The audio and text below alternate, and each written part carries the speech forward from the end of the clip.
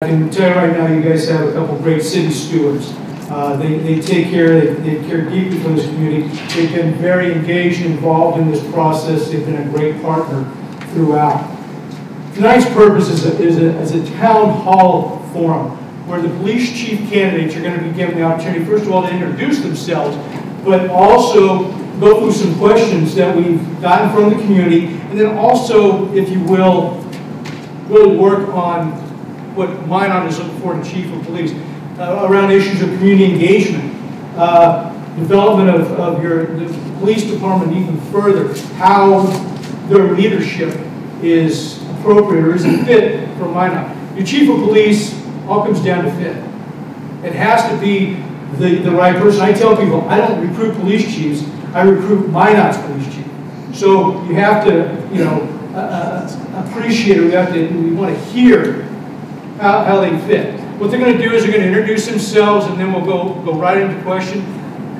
Just so you know, today they've been here since 8 o'clock this morning. They went through 3 different interview panels, one with the city manager, one with police leadership, and one with community leadership. After that, we had a fantastic lunch down at the police department, and now, after that, we then have what's called a leaderless group, which is a less formal discussion between the candidates and myself, with the police department present, with the officers and staff, the command staff and leadership of the police department. And that went for about an hour. They've refreshed themselves. Okay, good.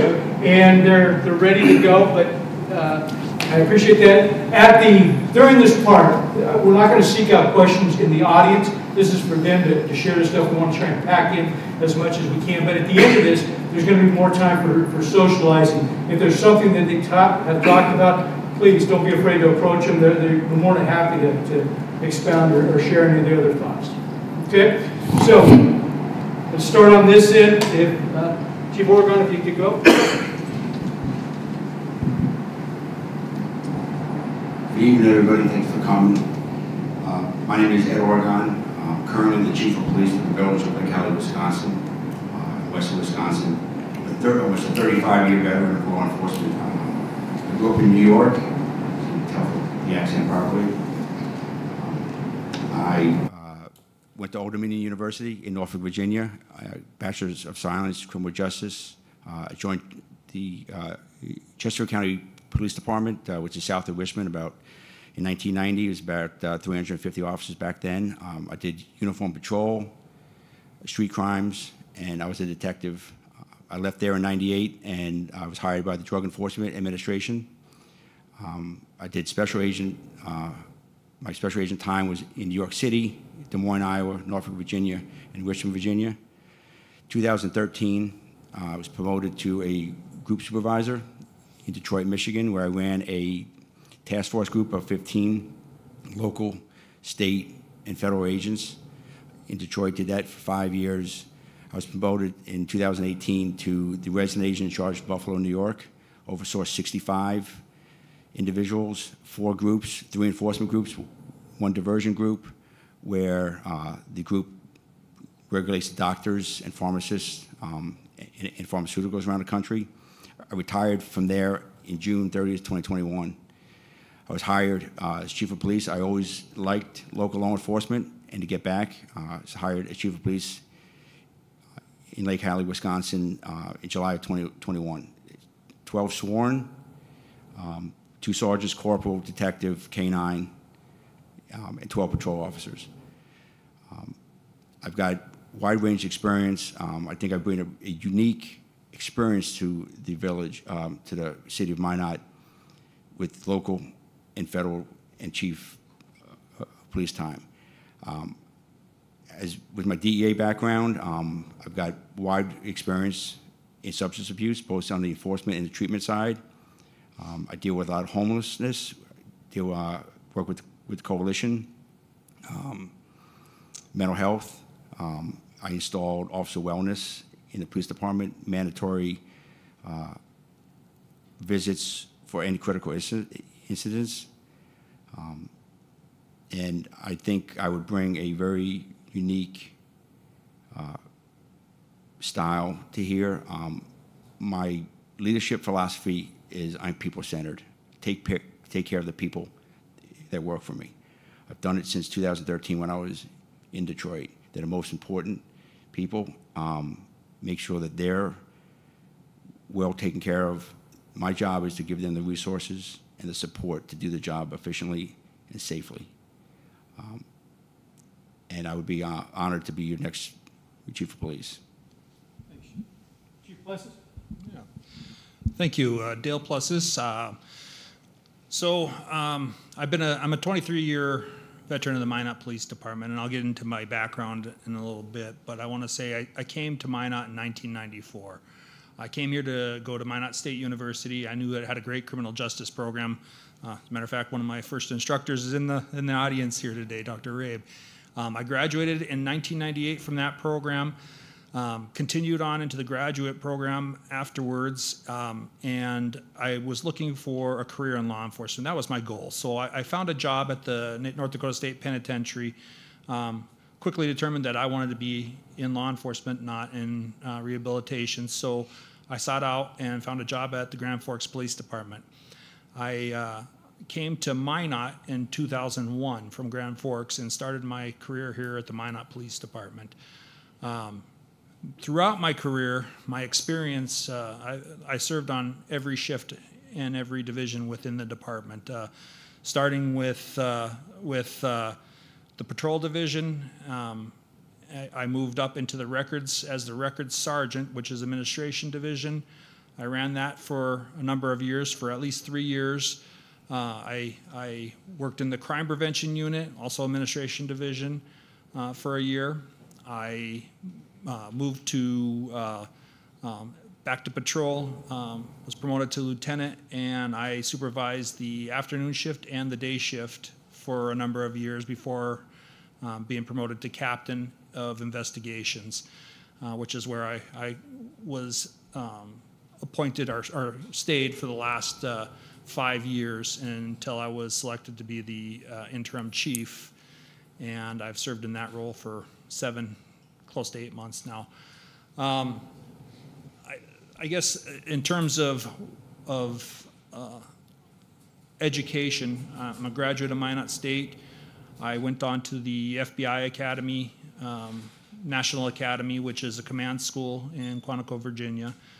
Graduated from that. I have several leadership schools such as FBI, LEDA, and incident or the International Association of Chiefs of Police Management School.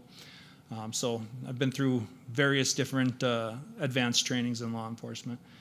I just want to say that I came into this position kind of by accident. I was selected, but it is an important thing for me to serve my community and to continue to serve my community in whatever capacity I can. And if I'm selected as chief, I'd be proud to do that. Chief Fry. All right. How's everybody today? All right. My name is Mike Fry. I'm the current chief of police for Bismarck State College. Love my babies. Any of you that have kids that are going to college, let me tell you, it's a whole different world coming from regular street policing to school policing. And you learn that it's all about building the community, figuring out how you fit in to make sure, because it's not about crime so much, or deterring, it's about helping to raise them to be good humans. They make mistakes. I preface that to say that is how I lead. I lead with positive intent. I lead from a solution-focused perspective. I want the communities to understand that I am here for them, and I am here to listen. I am truly an active listener. If you've read, many of you have probably taken a look at the postings. I'm a former beat officer for a long time. You get rid of that facade of the squad car, and you get out, and we go human-to-human contact. That is what makes communities come together. 34 years in law enforcement. I'm originally from Detroit, Michigan. I am a policeman because of my former baseball coach, who was a police activities league coach, is a Detroit policeman. And he was my mentor and showed me that positive police encounters and how to be. I've been blessed. I work for St. Paul Police, initially doing parking tickets. You want to talk about people being mad? Issue a parking ticket. Probably, I wrote so many tickets in my time, have never been yelled at more than with a parking ticket. Just saying. I digress. So, but went to Minneapolis. I worked in Minneapolis for 32 years. Narcotics, bike patrol, crisis intervention team coach. I was on our SWAT team, mounted patrol, public housing police team. And that is unique because that's all community collaborations. When you're talking about the poorest of the poor in public housing, you have to have unique sensitivity to what people are going through. You have to put yourself where they are, not where you want them to be, and help them to get to somewhere. Everything about who I am as a leader is centered on the folks. We've talked about that in interviews earlier, but it's the whole agency. But it's all about the individuals. If I'm focusing on individuals and I'm focusing on how I'm going to elevate them and make them better, what do you think they're going to be to you? They're going to be much better to the community because we're meeting their basic needs. And all of this is about what are we doing to change culture, infuse hope, infuse what is necessary to move this wonderful agency forward. You've had tragedy, so have I. I lost an officer in December to suicide. I am an instructor for the Department of Justice, their Valor program at Safe Leo. That's where we try to remove the stigma of officers seeking help for mental health issues. We go around the country. I've been to several places around the country talking to police chiefs and others and line staff. But first you have to get the chiefs on board, because once the chiefs are on board to going through the process and understanding, then they have their troops come. And the troops understand, my chief has gone through this and approves it. Now I'm okay because I can speak freely. It's a wonderful process. I established a hoarding house task force in Minneapolis because I was in animal crimes. My thing, I got voluntold. I'll be done in 2 seconds, sir. I'm on the clock. Real quick. I was voluntold to go to animal crimes. You know, I was mad at first. I loved the street. But when I got there, I drank the Kool-Aid. They can't talk, those animals cannot talk for themselves, and it's my job to read the science of the reports and to speak for them. So many folks in their house have a little fluffy foo-foo dog. Would you want to see your little fluffy foo-foo dog hurt by somebody? No. That's where I stepped in. Organized crime. I did long-term and short-term investigations for dogfighting, cockfighting, and financial fraud investigations, and voter fraud. That's just some. Do I got 30 seconds? Okay, you got 30 seconds. Maybe that was 2 seconds that you just did, though? I promise you. I promise. You need to talk respectfully, so go ahead. And this time you are on clock. Go. 30 seconds. I left Minneapolis in August of 2024. I oversaw our implementation unit that was in charge of both lawsuits against the city, the Minnesota Department of Human Rights and the federal dissent decree for the Department of Justice. 27 civilians, cops, ran the department. Yay, I'm done. I'm getting good at this. There is a strong desire in the Minot community for a great deal of community engagement, interaction with the police department. There's just a strong desire to help the police department be better, to be the agency that we all hope it will be. What done in your career, community engagement-wise? What programs have you either initiated or supported or even started from from zero? Do you have those type of examples? But start out with why community engagement is important to you. Okay, well, start out with, first of all, the city of Minot is an exceptionally supportive city. So you're right when you say that there's a lot of support and there's a lot of intention to help the police department and to support the police department and move the police department forward. In terms of community engagement, I mean, I talked about a little bit at the beginning that crime prevention is one of the areas that I started in. It's one of the programs that or divisions that I served in. And crime prevention now is considered community outreach. That's the same division. We changed the name, but really the goal of the crime prevention division has always been community outreach, to develop relationships with the community. As my time in crime prevention, my job was to go out and train civilians on law enforcement practices, on how to harden their security features to protect them from crime, but also develop relationships with those people. Try to establish relationships. One of the things that I taught was the server program, which is a program, alcohol licensing program where licensed bars would send their employees in to learn different techniques and different ways to prevent problems in their bars. For example, over-serving, showing them the tricks in the trade to fake IDs, how to prevent fake IDs and those kind of things.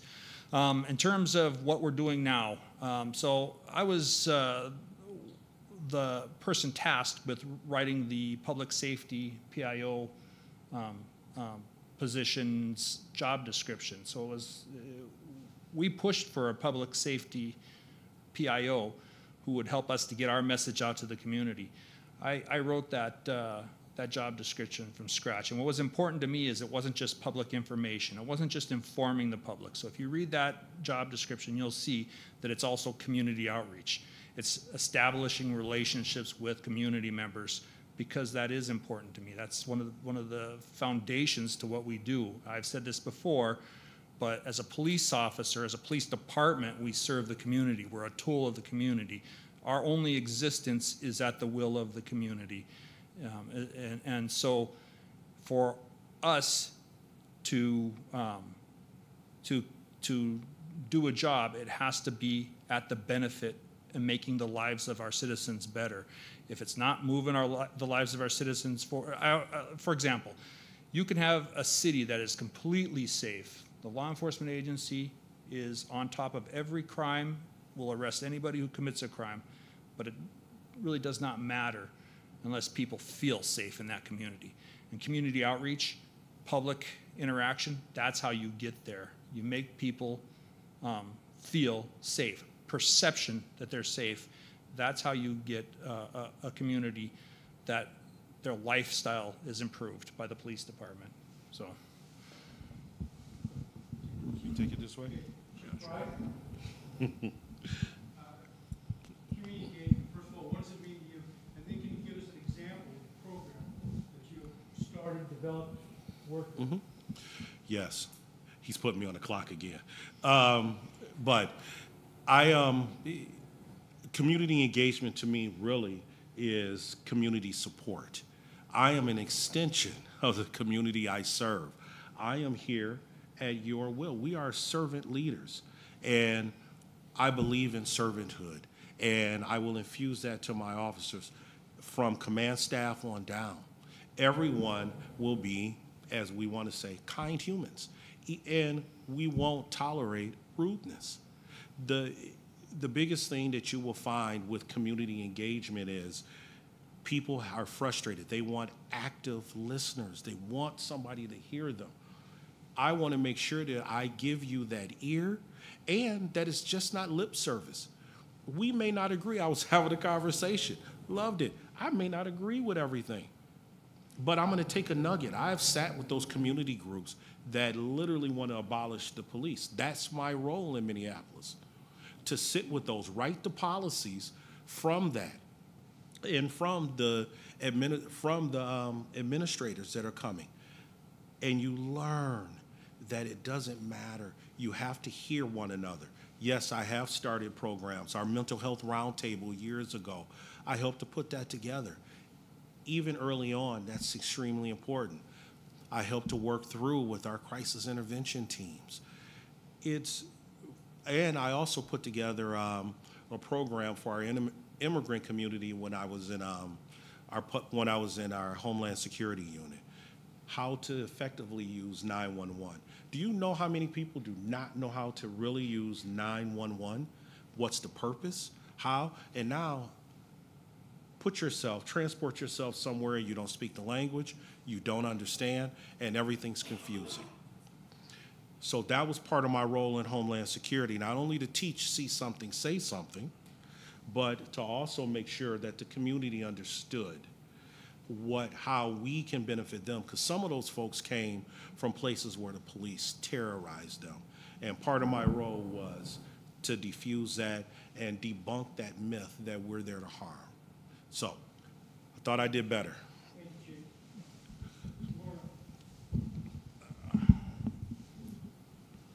So community outreach is extremely important to me, and it's twofold. First is transparency and accountability from the police department to the community. You must be accountable to the community. As chief, I would hold myself accountable, the officers accountable, transparent, an open book, social media, the bad stuff. If bad stuff happens, take ownership of it, deal with it, and move on. Promote the good work that the men and women of the Minot Police Department are doing. Second is the chief of police is the face of the police department at community events. In Lake Hallie, we have Hallie Youth Day at the end of July. It's a big baseball, softball tournament. About 10,000 people show up. I walk the grounds all weekend, talk to the community. It's the 4th year I've been doing it. It's great engagement. A lot of people thank for doing a good job. Some people come with issues. Some programs that I've developed. One with DEA in Buffalo sent a crisis worker, social worker, along with law enforcement personnel to non-fatal overdoses to get those people help. And the second one is in Lake Hallie, we had a big homeless problem. People living in campers, their cars, dumping waste in the Walmart parking lot on the streets. Cost for service went up quite a bit, and the citizens complained.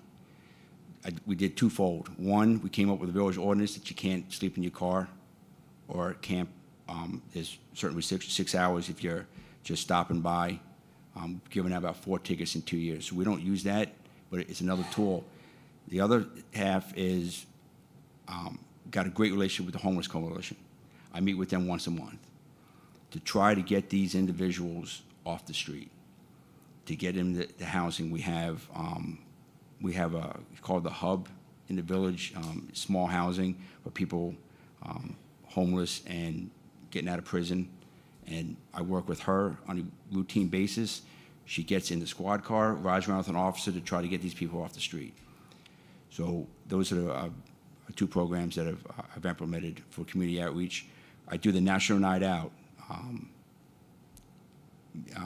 Walmart, the community event we had last week with the fire department. I give talks on substance abuse. 1 pill can kill fentanyl. Take a stand against meth. I do a lot of community outreach in Lake Hallie. It's wanted by the community, and I'm definitely willing to do it here. Chief Fry? Law enforcement is built on trust and legitimacy. Community trust that what we're doing is the right thing. How have you and your leadership shown trust and legitimacy to the community, and then how do you ingrain that into your troops? First and foremost, trust is going to come by human to human. I'm going to keep saying that. We have to talk and communicate. You will not, I could put something on paper all day long, but will you believe it? If you know me as an individual, then you know that my word is bond and that how my officers are going to respond is bond. Leadership is not about being lording over people and so on and so forth. It's getting my officers to follow what path and what vision. How do I project that vision? How do I project that to you to get you to see where I'm trying or will try to take this agency? This is a phenomenal community. I have future relatives in this area, and I'll tell you, I'm up in the area quite a bit, and it is a great community. Our purpose is to make sure that our officers and myself, the accountability, that's trust. If you know that I tell you that we're going to do this, or if I tell you that I cannot tell you something because of an act of investigation or whatever, you know that that is the truth.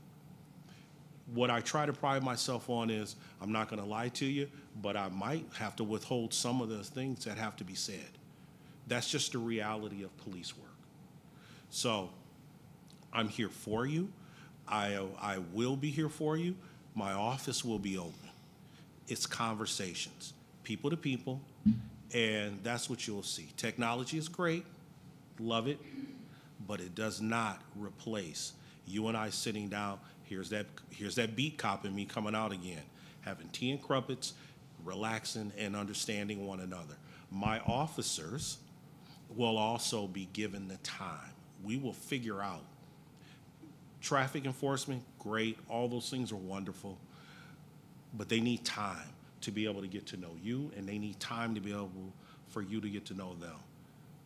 All the data, that's great, but we got to take a step back and reimagine what it looks like for everyone to know each other again, realistically know each other. That's all I got, sir. For trust and legitimacy, how have you demonstrated your leadership, and then how do you get your troops to show it and develop it with the community? So the trust is paramount to a police officer. It's a core value that you have to be trusted in law enforcement. It's one of the things that should be instilled in the academy, but also it's a trait that every good officer should have. For the community, we went on the city tour earlier today. They brought out the support of the community for the police department is here. They brought up the blue lights that were put out in February. It's here. The support for the police department is here. And I'm sure the officers feel that. By seeing that, the officers feel that. Instilling them, it comes from the top. The culture of the police department starts with the chief. By building a culture that people want to work here and be here and work for the Minot Police Department starts with the chief. If you build a culture, they will come and they will stay.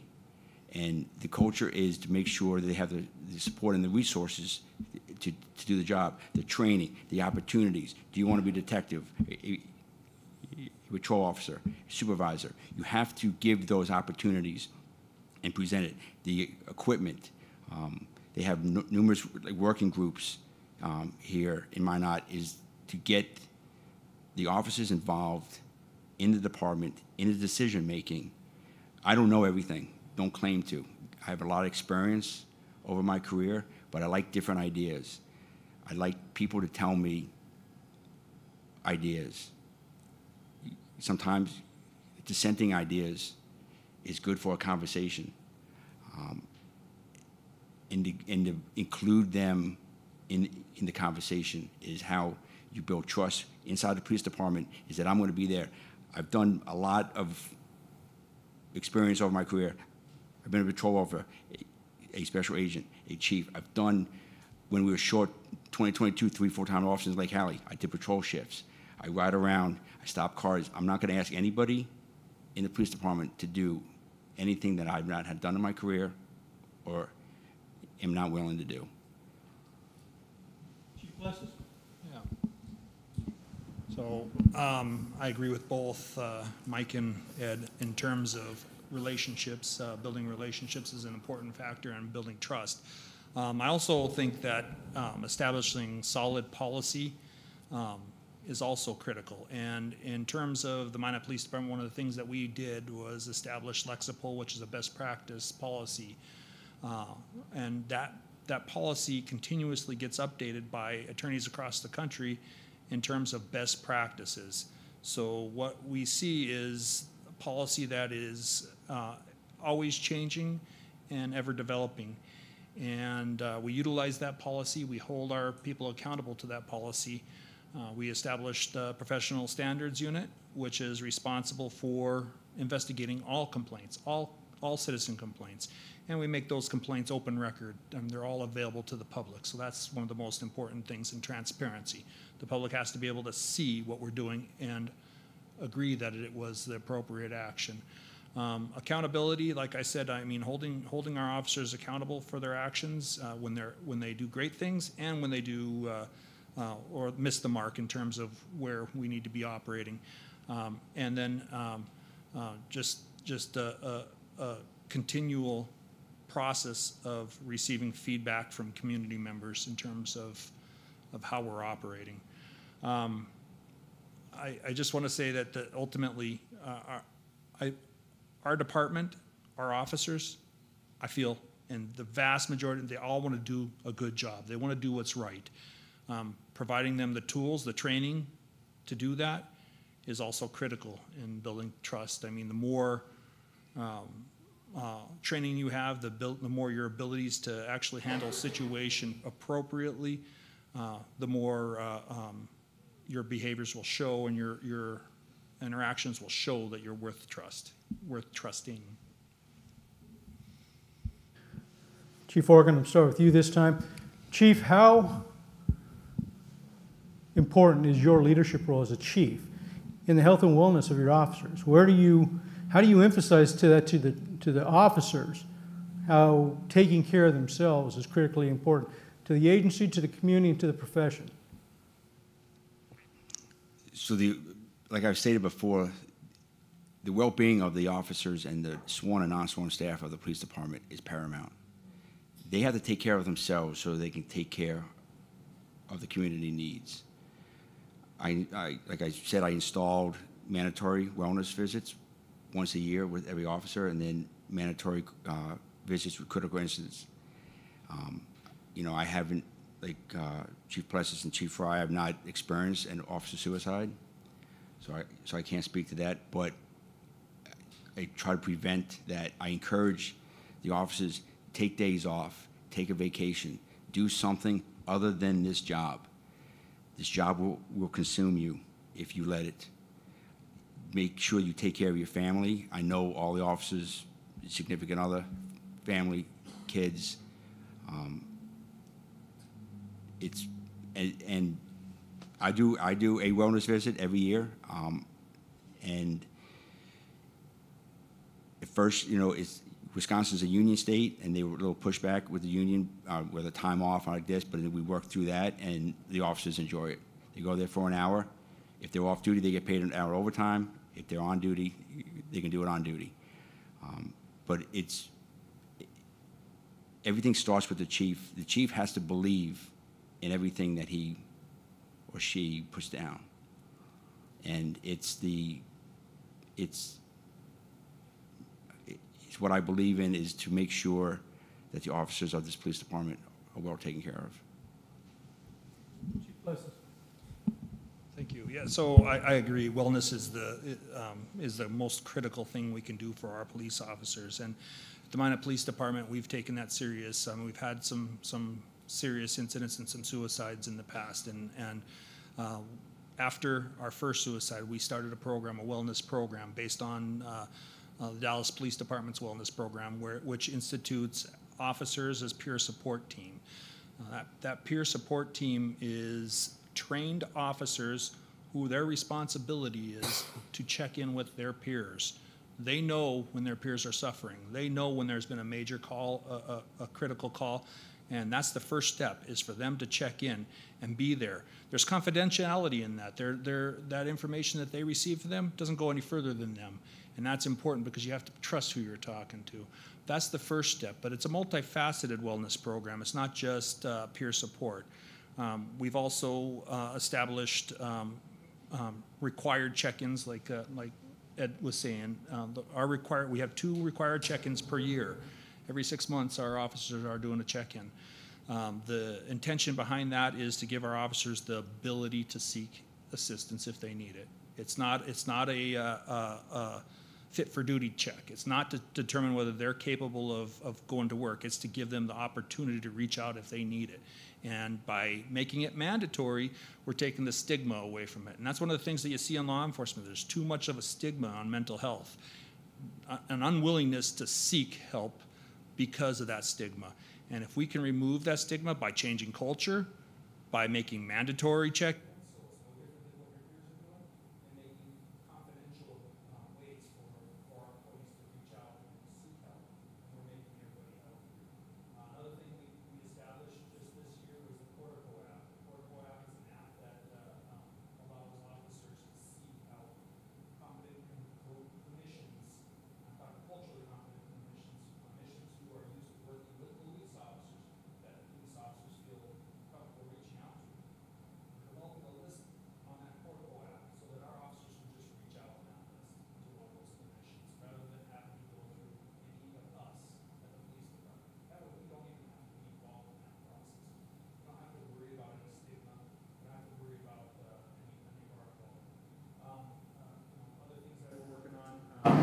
fitness programs.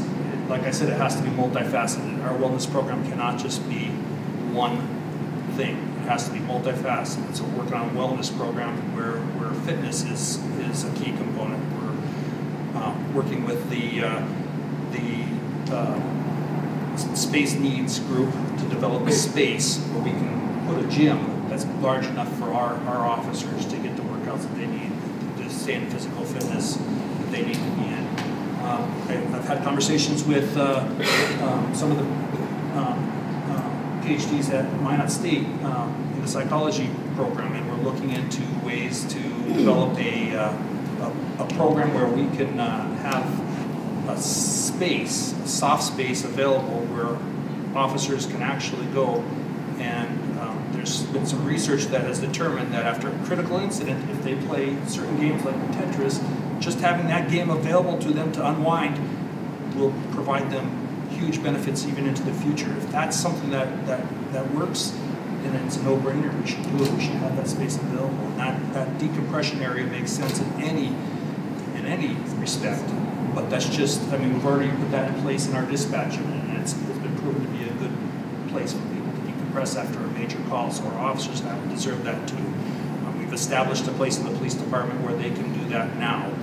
There's a TV in there, there's a relaxation area, but we're moving forward in those areas as well. So the point to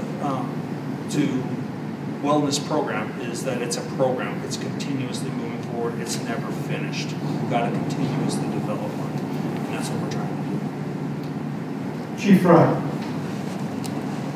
Y'all expect for me to follow that? Sir, 1 second. Oh,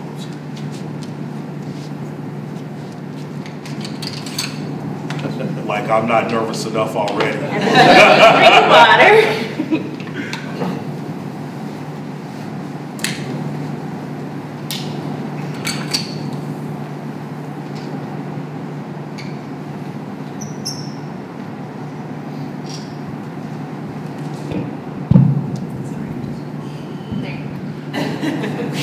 My train derailed. No.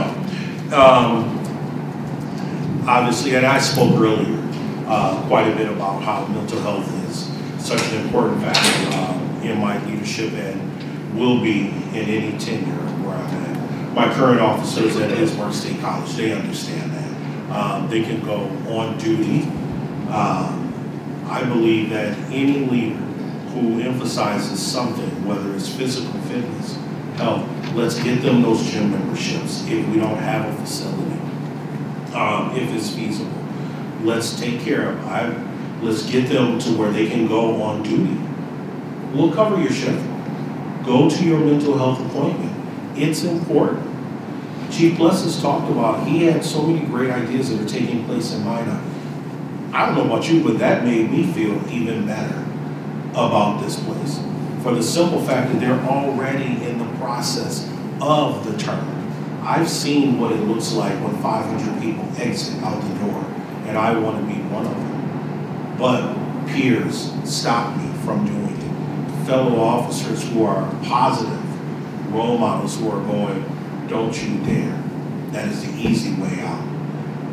And do I suffer from PTSD? Absolutely. I spent 5 years on one of the most intense SWAT teams you can think of, and some of the other things that we've done. It affects you. It will always affect you. I'm huge into our chaplains program. You saw that how when you were at your lieutenant's funeral, they were instrumental in helping us when my officer passed. When one of my officers was killed in the city of Minneapolis, one of my direct reports, in June of last year. He was gunned down in the street. Chaplains, they play such a huge role.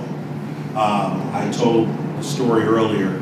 I was saved as a very young policeman by our chaplain. Only one that recognized that I was in trouble after witnessing a mom and a baby fall out of a window. I saw it and then had to perform CPR. I was in trouble mentally. Somebody has to fill those gaps. We will, like Chief Blessa said, under my tenure, we will increase and work more wholeheartedly with our chaplains. We will increase mental health. And these are things that are just foundational and standard. They're non-negotiable. I will figure it out. If they say we don't have a budget, we'll figure it out. You move something if you have to, but we never ever give up officer wellness. I love the physical fitness. We gotta have it, every bit, because we cannot serve you in any kind of capacity if we're not right. That would be some of the first questions I would ask. I'm done in 2 seconds. Okay, 10. That would be one of the first questions. If I have an officer that is normally not grumpy, and all of a sudden they come across and we do self-policing, that's also something where you catch mental health stuff. We self-police. We do random audits of body cameras, beginning to end, and we get to see what does that look like with that. And if we see behaviors that don't match what we know, now we can intervene long before it gets to be a problem. Did I do it? I don't know why you asked that.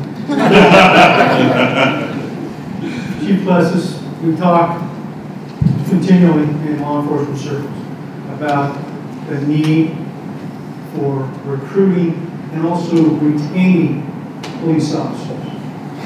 What has been your strategy, or what would be your strategy for keeping police officers, but also how do we attract other police officers? What would be a strategy that you work on? I know you've talked about Minot State, but how do we keep that recruitment pipeline fresh and going?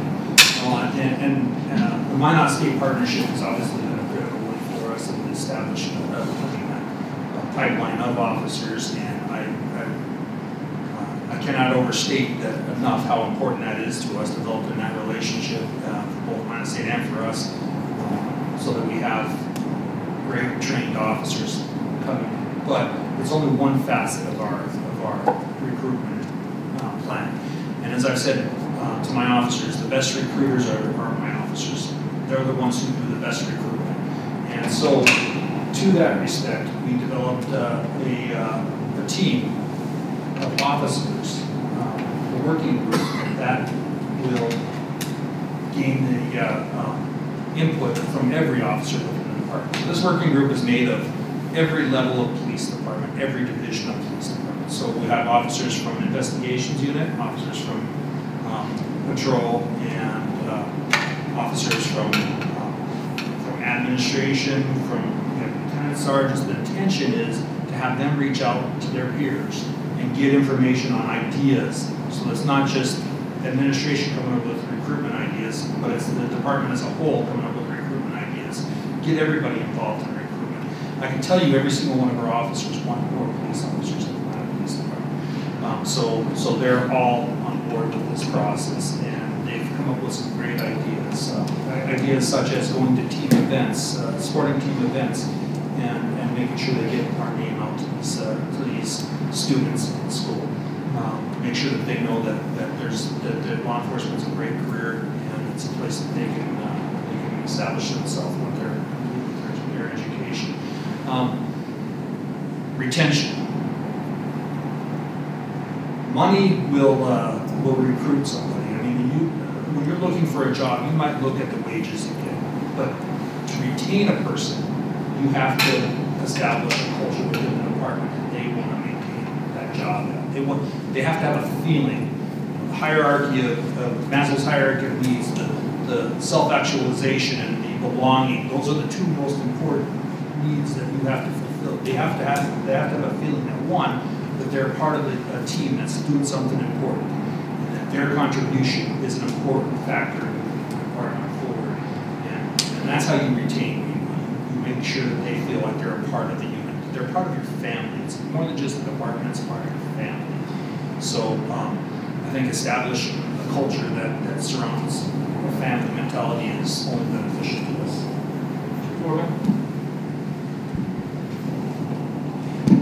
So like Chief Plessis said, retention starts with the culture at the top. Chief of Police, coming in from the outside, I don't know anybody inside the Minot Police Department, other than the ones I met earlier today. Everybody would get a clean slate with me, treated the same, discipline, be accountable across the board, treated the same. To retain, you also have opportunities. I would meet with every officer early on, see what their career goals are. You want to be a patrol officer your entire career? I'll make you the best patrol officer I can. You want to be a supervisor, a detective, community outreach, to give you the training, the tools to get your career goals. Recruitment. I installed a lateral transfer program in Lake Alley. After going back and forth with the union, if you have a certain number of years, you fall Officer 1, Officer 2, Officer 3, 4, and that gets top tier talent in the police department. The Chief Plessis says, we talked about earlier today, the best recruiters are the officers themselves. If they want to stay here and work here, and it's a good place to work, they're going to tell their friends, family, classmates, academy. It all starts with the culture, and changing the culture of the police department coming from the outside, it's going to take time. It's going to take time, which I'm ready to invest that time into it. Recruitment retention is all across the country. Every police department struggles with it. One of the interview members today was part of the Staff Sergeant of the Air Force, reaching out to the Air Force for military members that are getting ready to get out of service, to have them come down here. The cadet program, the Minot State, things like that is a good avenue to start recruiting. But I go back to my main belief is the culture inside the police department. If people want to work here, people will stay here. Chief Rowe. Thank you. Retention, and I want to start with that. I was part of, in San Carlos Police in California, I was part of our retention and recruitment team. And I changed the name from recruitment to retention and recruitment, because as the others have said, that is the first line of making sure that your officers want to go out and promote your agency. That is a culture of joy. Part of my recruiting and retention efforts is to infuse that joy back into coming to work. Everyone, it's tough when you've dealt with national scrutiny, you've dealt with all sorts of problems that Minot has faced, Minneapolis has faced, other agencies. Seeing that other side, I said that earlier, when you see that other side, how it's and what it's going to do, being intentional about everyone working together, it makes them want to go out. I'll be intentional about going out to various communities, Hispanic, Native American. I will build those bridges. I am good at that. Collaborations. I enjoy sitting down and getting to know people and them getting to know me. People want to come work for leaders that aren't afraid to be leaders. They want to come work for leaders that aren't afraid to have the hard conversations, but also the soft hand, and also understand who they are as individuals and where they are. I will look at the African communities. Like I said, the Hispanic, where are they? I don't live in this town yet, but guess what? We'll find out. My officers will know. They will be there. My promise to you is that they will be at these events. Part of when you start looking at what does it look like for a police activities league? Do we have one here? No. What do our officers do? Do we have basketball players? Do we have folks that do archery? Are there things that they can do with kids to start to get them in? In Minneapolis, I said this earlier, we went to, in the 90s, it was the Hmong and Laotian groups that came to the cities, and then Hispanics. And what they started to look at is, oh, we got an influx of those groups into law enforcement. Why? Because those are good jobs to where people can support their families. You have to plant the vision that they can see down the road what they're going to get. Now it's the Somali community. When they came in, it was initially Uber drivers and cab drivers. Now we're getting an influx of Somali youth going into law enforcement because they can see what a benefit it is to their families and be able to support their families. It is a good, solid job. Recruiting is all about people wanting. My people wanting good people, and they will go get them. As far as retention, remove the barriers. Remove all the obstacles. I don't have the institutional knowledge or the historical knowledge of all the things that have taken place within the Minot Police Department. With that said, I can come in with a clean slate and remove barriers and not allow. So there may be someone who's promoted faster that doesn't like someone down here and won't give them the opportunity to grow. We are going, under my leadership, that won't happen. People will be allowed to grow. And once they understand that I can create more subject matter experts, I want to bring an institute of higher learning here for like Northwestern Graduate School where I went for my command school. Bring it here, check boxes so that people actually start to get what they need to be able to sit in these seats.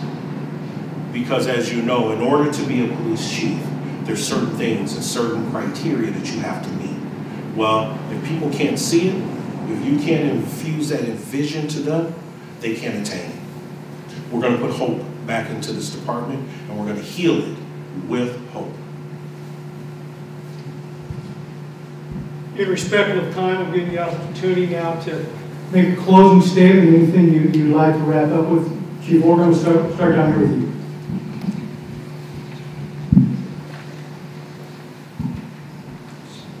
So, talk about at-risk youth real quick. When I was in Buffalo, we did a program called Game Changers. Local college, Damien College, a Division II basketball school, coach donated his time and his players' time. We did once a week, at-risk kids in Buffalo came to a gym. They had an educational part, and then they played basketball. Probably one of the best programs I've been involved in 35 years. The kids loved it. At the end, I would do a free throw shooting contest with them. But they had to go to the class before playing basketball, which is the fun stuff. I've ridden with every officer in Lake Alley to get to know them, see what they liked about the police department, why they got into law enforcement, and that's what I would do here, is to get to know the officers. I'm a cop at heart. I've been doing it 35 years, best job in the world. So, in closing, with time, I believe I have the 35 years experience as a local law enforcement officer, federal agent, and chief of police. Very unique experience over 35 years. Been in big cities, small towns, have managed large amounts of people, small amounts of people. As chief of police, I do everything in Lake Alley, budget, discipline, hiring. Transparency we talk about. We do a monthly report on the stats and the updates, which are out for the public. So I think I would do a great job here in Minot. It's a great opportunity to move the department forward. I know there's been some issues in the news which I have not read because I believe that everybody gets a fair shot coming in from the outside. I don't know the knowledge of what happened, nor do I care. It's something that has happened and you need to move forward, and I would take that seriously and treat everybody the same, and I'd be honored to be your chief of police. Thank you.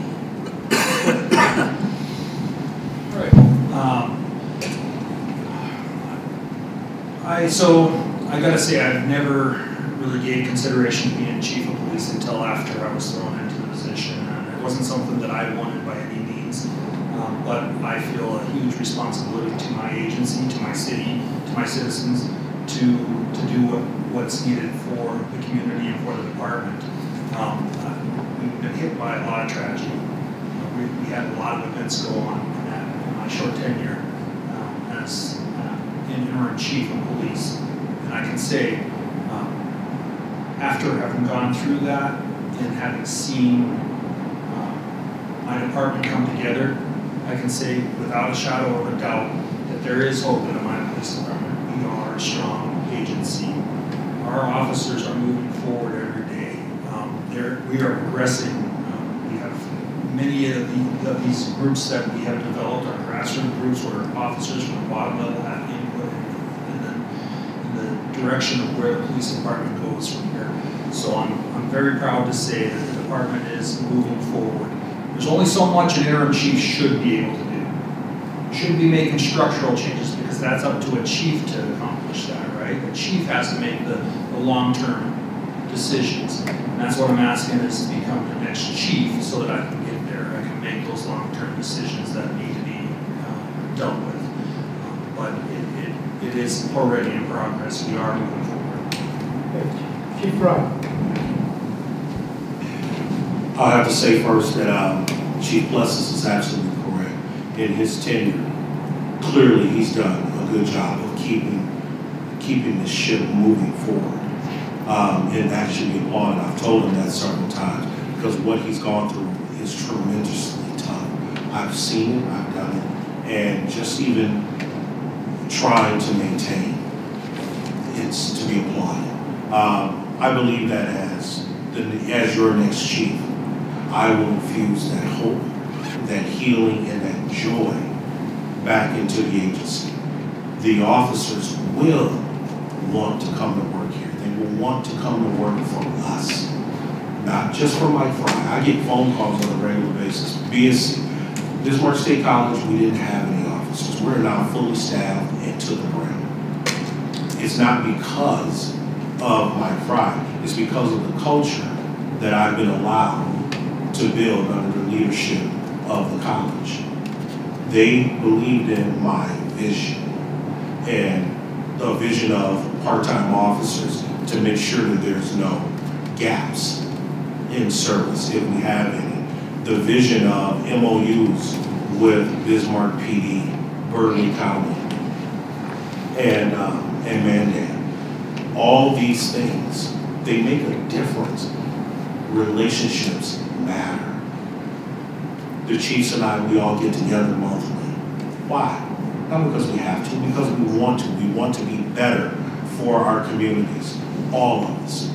And so with that, I'm going to bring that to here. Those relationships will be built with other towns. My job as the chief is to face outward and to be that face that brings people to this agency. We will have other leaders that face inward to help run and guide and steer this ship with my direction. Thank you for allowing me this opportunity, but if I am your next chief, you have to know that you're getting someone that's highly relational, communicative, and community-oriented. But not community-oriented, community solution focused. We will build this department back together. Thank you. Let's give our candidates a hand.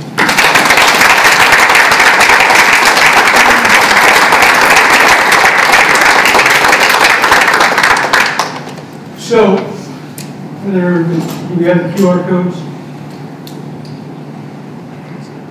Jennifer, yes, I believe she'll put it up on the monitor. Okay. The QR code.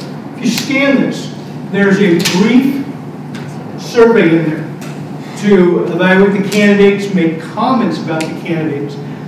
Those are anonymous. They go directly to me, and then I will share the data from them with the city later on. And like I said, there's parts where you can write it. Please be candid in your comments.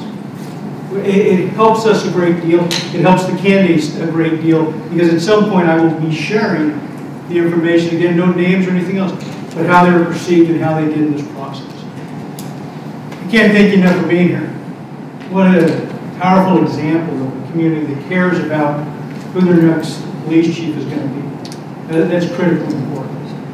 We're going to be here for a while. We'll be socializing out here again or in the chambers here. And please feel free to the candidates to talk to the candidates. They know that, that they're going to be hanging out. Oh, I certainly can.